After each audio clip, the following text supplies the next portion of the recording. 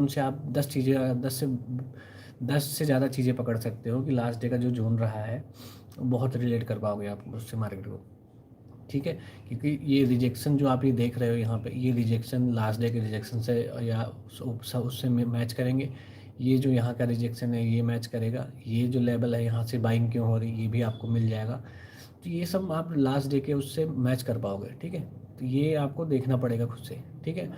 और डेली के चार्ट आप देखोगे तो आप चीज़ें को समझोगे बेहतर से।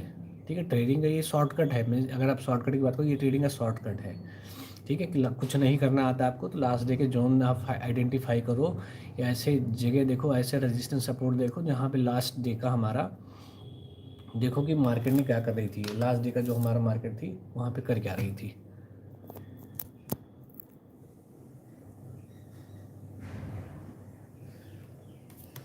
एक सेकेंड।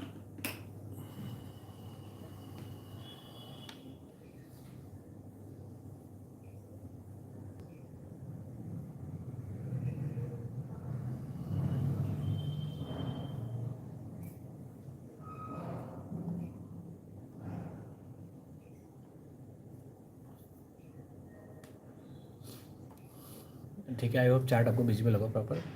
ठीक है? तो यहाँ पे जैसे देखो लास्ट डे में जैसे हमारे इस एरिया में बाइंग थी, तो इस एरिया में जैसे मार्केट आई थी यहीं से एकदम से पिन बन के आ गई। तो पिन क्यों बन के आ रही है, तो उसका रीज़न यही है कि बायर्स का जोन था। ठीक है?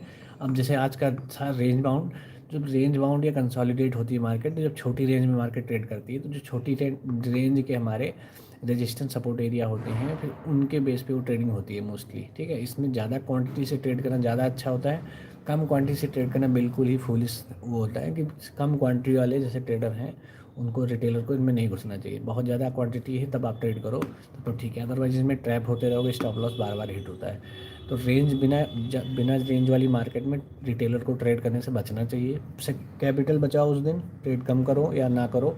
बहुत ज़्यादा कंफर्मेशन आपको हो लगे कि हाँ थोड़ी सी मूवमेंट है, या जैसे कि अब 100 पॉइंट लग रहा है तो 100 पॉइंट में आपको लगता है कि 100 पॉइंट में अब 80 पॉइंट पकड़ पाओगे तभी आप ट्रेड करो। अदरवाइज़ अब से उस दिन अपनी कैपिटल को रेस्ट पे रखो, बचा के रखो कि मौका दोबारा जब मिले तो अच्छे से उसको प्रॉफिट बनाने में यूज़ कर सको।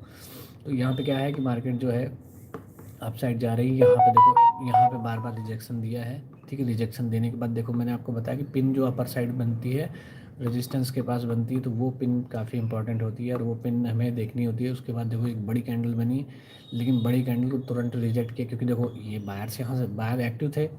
अब बायर इसके कंपैरिजन, जैसे इनका कंपेयर, इन दो कैंडल को कंपेयर अगर इनसे करूँ ना, तो बायर्स यहाँ पे बहुत ज़्यादा एग्रेसिव है। एग्रेशन दिख रहा है ना इस वाली कैंडल पे, बायर बहुत ज़्यादा एग्रेसिव है। और यहाँ पे मतलब रिजेक्शन मिल तो रहा है सेलर्स का, उसके बाद सेलर्स की वजह से यहाँ से लगा कि एकदम से गिरेगी, लेकिन गिरा नहीं, क्योंकि बायर बहुत ज़्यादा एग्रेसिव। देखो इनका अगर साइज़ देखो ना, तो एटलीस्ट इतना साइज़ है, और ये इसका साइज़ बिल्कुल इतना है। ठीक है? इतना साइज़ है। तो इसके कंपैरिजन यहाँ पे पूरा बायर्स की वजह से इतनी मूवमेंट जो हुई है बायर्स की वजह से हुई है। ठीक है? यहाँ पे सेलर्स बहुत थोड़े मात्रा में, बिल्कुल ना के बराबर सेलर्स हैं।